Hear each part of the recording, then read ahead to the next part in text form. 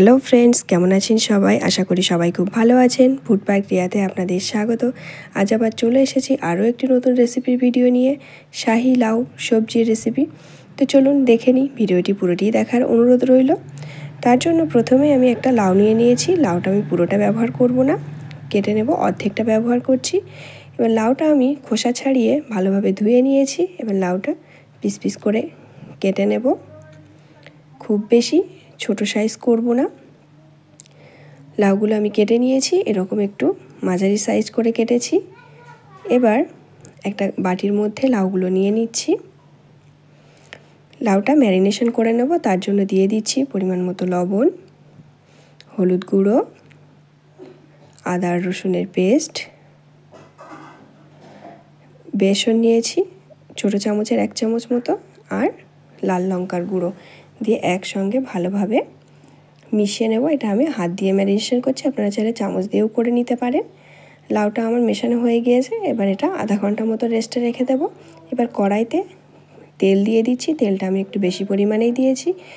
তেলটা গরম করে কিছুটা তেল আমি তুলে রেখে দেব, তেল পরে ব্যবহার করব। অল্প কিছুটা তেল আছে কড়াইয়ের মধ্যে। এবার তার মধ্যে আগে থেকে ম্যারিনেশন করে রাখা লাউগুলো দিয়ে ভেজে নেব। 1 থেকে 2 মিনিট খুব ভালোভাবে কষিয়ে নেব। এবার ঢাকনা দিয়ে 2 থেকে 3 মিনিট লো ফ্লেমে রেখে দেব। লাউটা হতে থাক, ততক্ষণে একটা পেস্ট বানিয়ে নেব। তার জন্য নিয়েছি 2টো মাঝারি সাইজের টমেটো, 8 থেকে 10টা কাজু বাদাম ফেটিয়ে নিয়ে আমি আগে থেকে ভিজিয়ে রেখেছিলাম, আর হাফ চামচ মতো কাশ্মীরি লঙ্কার গুঁড়ো দিয়ে একসঙ্গে পেস্টটা বানিয়ে নেব।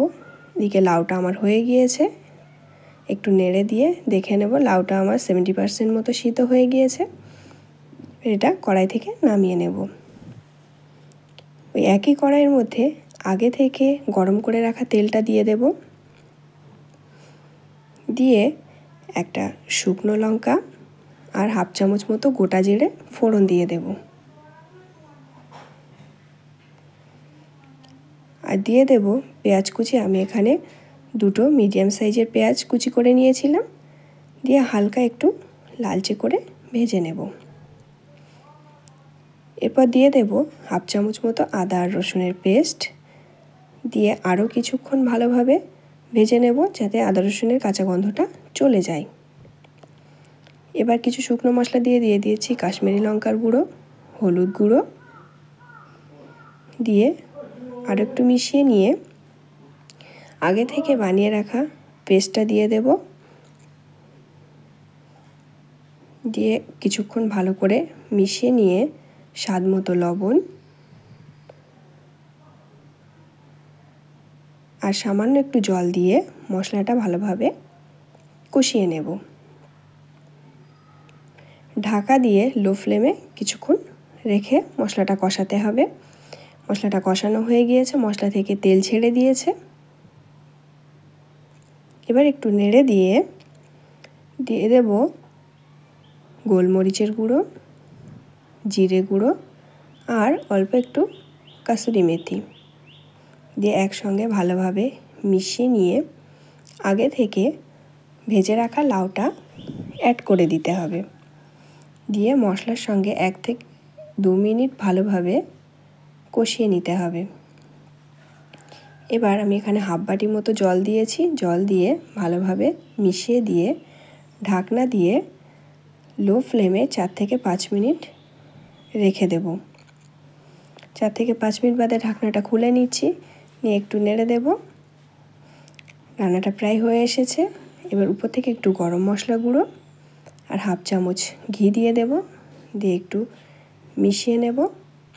নিয়ে আবারও ঢাকনা দিয়ে লো ফ্লেমে 1 মিনিট মতো রেখে নামিয়ে নেব। তো আমি এটা কড়াই থেকে নামিয়ে নিয়েছি। কত সহজেই বানানো হয়ে গেল।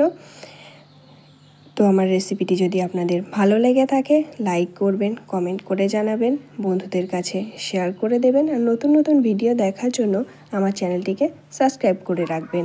আজ এই পর্যন্ত, ভালো থাকবেন সকলে।